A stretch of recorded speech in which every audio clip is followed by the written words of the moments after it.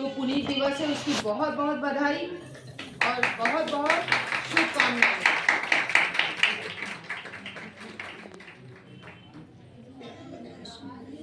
अभी आपने सुना, हे कृष्ण मुरारी आ जाओ, गोवर्धन धारी आ जाओ। ऐसी ही शुद्ध चित्त की पुकार, शुद्ध अंतःकरण की पुकार थी श्री कृष्ण चेतना अवतार देवी माँ जी की। और भगवान ने 31 मार्च 1972 में अपने लिपि रूप दर्शन हम सबको दिया श्री कृष्ण चेतना अवतार देवी माँ जी के पुनीत पावन कर कमलों द्वारा।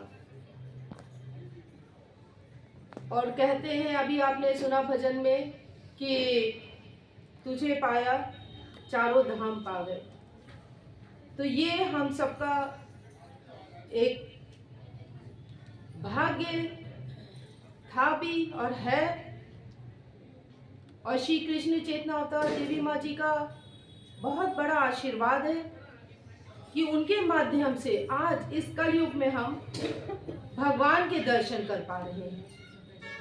जैसा कि आप सबको मालूम ही है, कलयुग एक घनघोर अंधकार का युग है, जिसमें धर्म अधर्म का अंतर तो छोड़ ही देना चाहिए। परिभाषा भी आज मनुष्य भूल गया है कि धर्म अधर्म है क्या। धर्म के नाम पर कब वो कर्म कांड करता हुआ अधर्म की सीमा में पहुंच जाता है, अधर्म के कार्य करने लगता है, क्योंकि उसे जैसी शिक्षा दी जाती है वैसा वो करने लगता है। आज भूल गया है कि हमारे अवतारों ने हमें क्या शिक्षा दी थी, किस प्रकार हमें धर्म का पालन करना था। सत्य असत्य की परिभाषा, मन का भय सत्य का पालन नहीं करने देता। क्यों नहीं करने देता?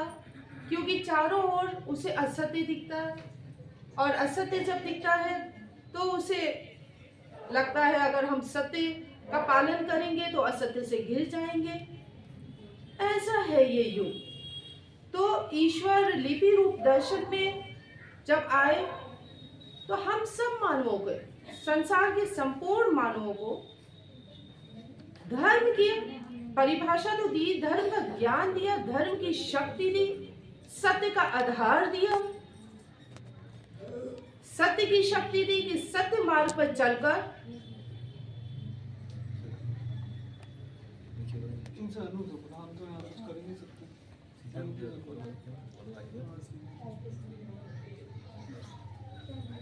सत्य मार्ग पर चलकर कभी किसी का जीवन बाधा में तो हो ही नहीं सकता। बाधाएं आके कट जाती है सत्य के सामने।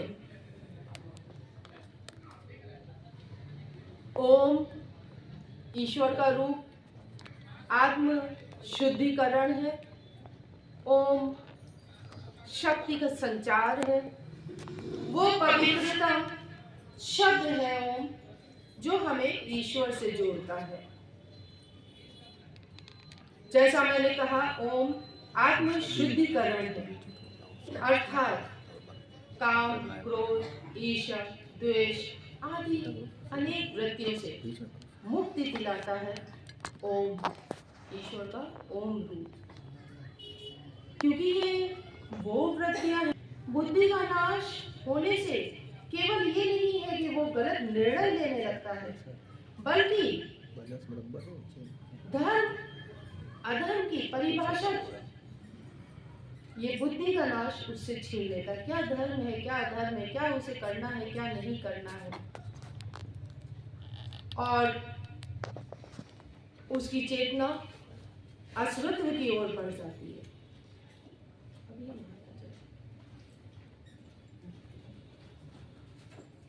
मन